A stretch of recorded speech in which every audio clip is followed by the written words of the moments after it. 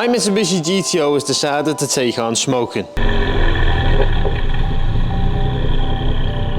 And even after having a good conversation with it, listen mate, you should stop smoking, you know, it's not good for you. I don't think it was interested in what I had to say. So I think to help it quit, I'm gonna have to give it a hand. But the reason it started smoking is because of this. I'll pop the bonnet, show you what's underneath. You'll see a 3-litre V6 twin turbo engine that I've rebuilt. And no, it's not just smoking because I'm the one who rebuilt it, although that's a high possibility. The reason I think this is smoking is purely because this engine has 2 turbos, front and rear. These engines are known for getting very hot, and usually when a turbo gets too hot and it can't cool down properly, it tends to fail, and when it fails, you get issues like smoke. But there are more reasons why I'm convinced it's the turbos that are causing the car to smoke. And one of the biggest giveaways, in my opinion, is if I put the key in this now and start it. There we go. As you can see, there's no smoke out the back of the car on idle. It idles fine, and you never know there was an issue. Last time I drove the GTO, I noticed there was a load of white smoke out the rear window, but it only came when I was either putting my foot down or I was slowing down in gear with my clutch up, meaning the gearbox was putting load on the engine, and then that got me thinking maybe it's valve guides. But the reason that theory got squashed quite quickly was because I took the spark plugs out of the front and all the plugs were clean. There was no signs of oil in the combustion chamber, which tells me that oil's being burnt after the combustion chamber, which kind of pinpoints it to the hot side of the turbo, because if oil is passing the seals and it gets straight into the hot pipe of the turbo, it'll flash off instantly and turn into white smoke. Well, I say white, it was more blue. And not only was the smoke thick, but it stank of oil. So the only thing left to do now is get straight into this engine bay, get those turbos off, and I'll show you exactly how I'm going to fix them. So first things first, I need to disconnect this chrome white pipe by loosening off the Jubilee clips, pulling off the charge pipes, and giving it a really good pull to get it off the blow-off valve, and that is the white pipe disconnected. Next, to gain access to the front turbo, I need to remove all of the boost pipes that sit just above it, including the fixed pipe that's bolted to the front of the engine. Now, because I need to remove the exhaust off the front turbo to take it out, I need to jack the GTO up, put it on axle stands so the axle stands take the weight of the car, and then lower the GTO onto the axle stands. Next is to remove the downpipe and start taking out the bolts to the turbo downpipe so I can take that out the top of the engine bay. And already, I found the problem. So you just sort of took the front downpipe off, which is that bit that goes down there, and where is it? There it is. The inside of this pipe is soaked in oil and it stinks. So it's kind of just confirmed my theory of it being the turbo on the hot side. If I get you down here, if I can get my hand in. Sorry, it's a bit shaky, but you can probably see. There we go. You see all of that? That is condensation in the exhaust mixed with oil. And that is what's causing the plumes of white smoke out the back of the car. So yeah, sorry for the poor view. Also, if you look straight down into the exhaust there, if I zoom right the way in, you can see it's covered in oil. So yeah, definitely needed doing this. Anyway, back to getting the turbos out. Now it's time to get the intake pipe out the way, along with the charge pipe that comes out the bottom of the turbo that holds the compressed air the turbo generates. After that, all that's left is the oil return line that goes straight into the sump, and I can undo the 3 nuts that hold the turbo to the manifold and pull the turbo out the top of the engine bay.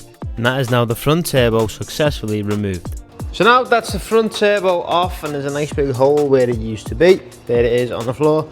You can see, or I can actually show you, the oil passage on the inside. You can see where it's been burning off, and that is saturated. And not only that, but it stinks.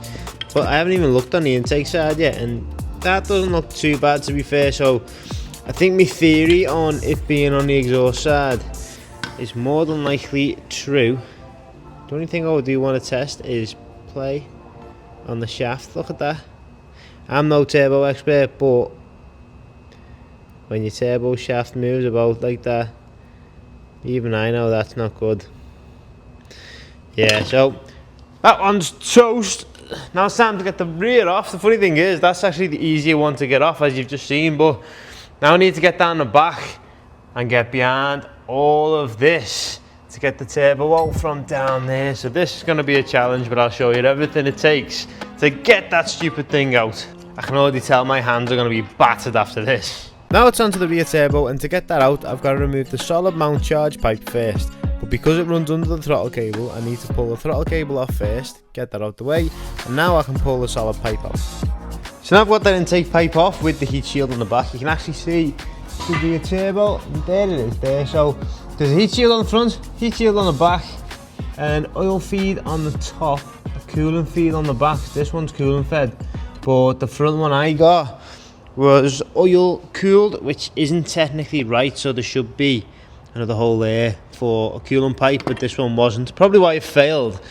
And I did mention that actually in that video up there. When I first fitted them I was worried about that potentially getting too hot and the turbo dying, and that seems to be exactly what's happened. But anyway, now that all that's off, we need to get the heat shields off, and then there's bolts like you can see on the downpipe there, one there under the shield, one at the bottom and one on this side as well.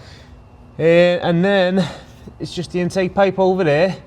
Take the exhaust off the bottom and this turbo will be out. I can't exactly record the whole process of taking that out because the access is ridiculous, but I'll record me getting in some funky positions to try and pull it out so you can see how awkward it actually is. And then when I get it out we'll go over it on the floor and I'll show you what was wrong with it. Now I'm no Mitsubishi mechanic, or a mechanic in general for that matter, but I'm pretty sure this position isn't in the service booklet, but it's the only way I've found to get to that rear turbo relatively comfortably. And to add to that, I can't even see what I'm doing, so I'm basically doing this blind. But one thing I do know is the 3 nuts holding the rear heat shield on, and I need to get that off before I can do anything else. So here's nut 1, then nut 2, and finally nut 3, and now nut 3 is off I can get the heat shield off and get access to all the other bolts on that rear turbo. And it was at this point I started contemplating life because I forgot how difficult this car can be to work on. But anyway, I decided to crack on because I need to get it finished. After removing the rear heat shield off the turbo, I was able to remove all 4 bolts holding the downpipe to the turbo, and now I can remove the downpipe and get that out the way. Now I'm going to remove the oil feed, the 2 coolant feeds, the manifold nut from the top, the oil drain underneath, and the last 2 bolts underneath holding the turbo on, and now the turbo is ready to be lifted out. Oh yes,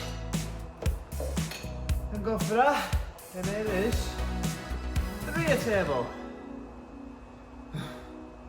So here are the 2 turbos. That one is the rear, that one is the front.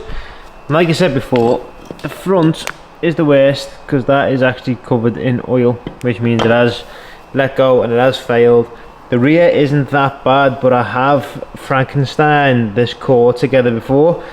So this core is actually new internals from another core I bought, which was technically the wrong size but the spindle fit, and the outer is the original Mitsubishi Gto turbo outer, so that's a Franken turbo. That's a new cheap turbo which was crap, and yeah, I think it's time I showed you how I'm going to fix these.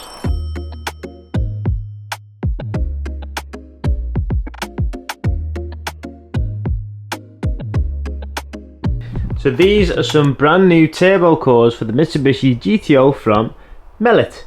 The reason I went for Millet is when I was looking around on the forums online, a lot of people were saying if you want good OEM quality turbo cores, Millet are a really good brand to go for, apparently. So I thought, you know what, can't hurt to give them a go, and based on the quality of what I've seen so far, they already seem a lot better than the ones I've just pulled out. So now it's time to get my old turbos in, strip them down and replace the cores for these nice new shiny ones. So like most turbos, the GTO's turbo is made up of 3 parts: the cold side, the core and the hot side. The first thing I need to do is get the hot side off, and to do that I need to loosen off this V-band connector, give it a tap with a hammer and pop.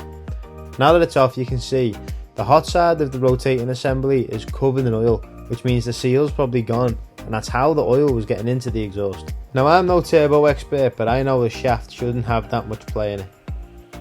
But anyway, that's enough of wobbling my shaft. I need to get this central rotating housing assembly away from the cold side of the turbo, and to do that I need to fight with this massive C-clip. And what looks like 2 seconds to you actually took me the best part of half an hour, because this was absolute pain to get out. But now it's out, I can pull the core away from the housing, and that is it removed. Now before I install the new turbo core, I think it's best to give everything a clean and get rid of all the old oil residue. Then I can get it built back up. Now it's finally time to fit the shiny new core, and as you can see on the core and the housing there are 2 holes. The core tends to have a pin in it, so it allows the turbo to be clocked correctly so it's in the right position when it goes in the car. The only issue is the pin that was on the housing doesn't quite fit in the hole that's in the core. So I've took the pin out, but I'm making sure that the holes line up bang on where they should be before I get everything in, like the C-clip or the V-band connector. So I'm going to press the turbo cord in just to make sure the seal goes in, put the C-clip in until it pops, and then when it snaps in I can get the hot side on, and that's a very similar process. The only difference is that has a V-band connector, so when it goes around, give it a clean, bolt it up, and I've got to make sure I bolt the wastegate on the cold side of the turbo because it runs across the front of the turbo, and if I don't do this, it won't be correctly fitted. Now last but not least, I've got to scrape the old gasket material off the oil return pipe, fit the oil return pipe with the new gasket, and that is the front turbo fully built.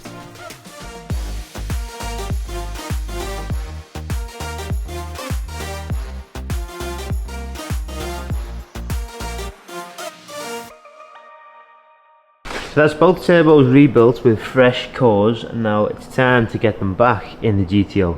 So I'll throw them back in the car and I'll cut back to you when they're in, because it's just the same as taking them out but in reverse. As you saw, recording space in that engine bay is ridiculous. So I'll get them back in and I'll see you in a bit. And I'm back, and look at the state of my hands. That was a task and a half. But the good thing now is the GTO is all back together. Both the front and rear turbos are back in. I just need to top the coolant up, and the next thing I want to do before I even think of starting this engine is drain the oil. But I'm not just going to drain the oil. So the reason why I'm changing the oil is because the oil in the car now, with the turbos failing, chances are there's metallic sediment within the oil.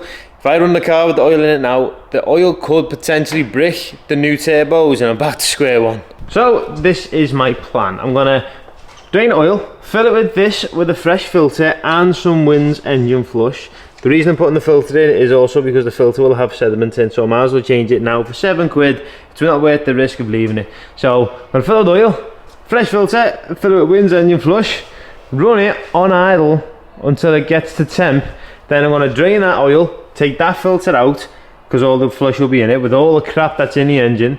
Then I'm going to fill it again with fresh oil, a fresh filter, and then it's good to go. So to put it simply, I'm going to do 2 oil changes, one with a flush and one for it to run with after.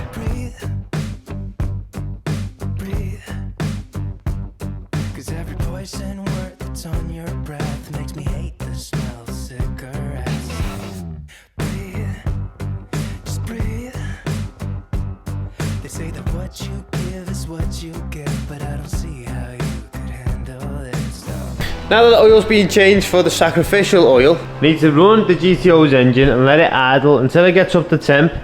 Then I can open this and pour this into the oil cap, then let it idle again for a further 20 minutes while it's hot. That should flush the engine out, and then while the engine's warm, I'll drain the oil and change the filter again and then fill it, and then we should be okay. Also, the oil I've just pulled out the GTO from where the damaged turbos were using looks horrendous. Look at this. It's so black, but it's also got like a bit of a shine to it, you know, with the metal. Let me get my magnet. Let's see if anything sticks to it. See that in the swirl? See the metallic coming up? That's why I changed the oil, and that's why I'm flushing it, because you can see the shine that's generating as it's doing. And the magnet's not that bad, but you can see the sediments.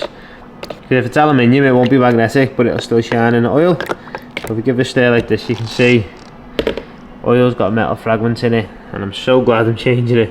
Now I've grabbed the key. Let's get the GTO started. I'll let it idle until it gets up to normal operating temp.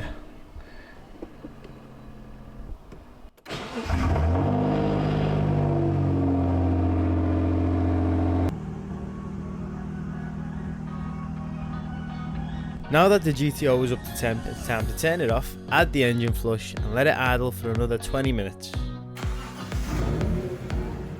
While the GTO is idling, I thought I'd take the time to give it a clean and check it over for its MOT. While I'm doing this, why don't you jump down below and hit that subscribe button, because the channel's growing a lot faster than I expected it to, and I'm really grateful for every single one of yous. It really helps me out. And if you like what it is I do, then you can stay up to date with all the other videos that I do on the GTO, the TT, and when I eventually start the Porsche again. So now the engine flush has cycled around the engine for 20 minutes, it's time to actually drain the oil whilst it's still hot, because the oil when it's hot is at its thinnest, and that's when it'll pull all the crap out the engine. So this should be fun because it gets between 70 and 90 degrees Celsius, so let's hope we don't burn my hands. So the second oil change is finished, and there's the bucket of oil from the first, and you can see all brown, swirly filters next to it. And that's the oil I've just pulled out with the flush, and considering it was brand new oil at the bottle, you can see just how dirty it is, so that engine flush has done the world of good. And because of the camera you can actually make out all the different little lines with all the sediments and stuff floating about in there. And there's the second filter. Now the GTO has some nice fresh oil with a nice oil filter, and it idles fantastically.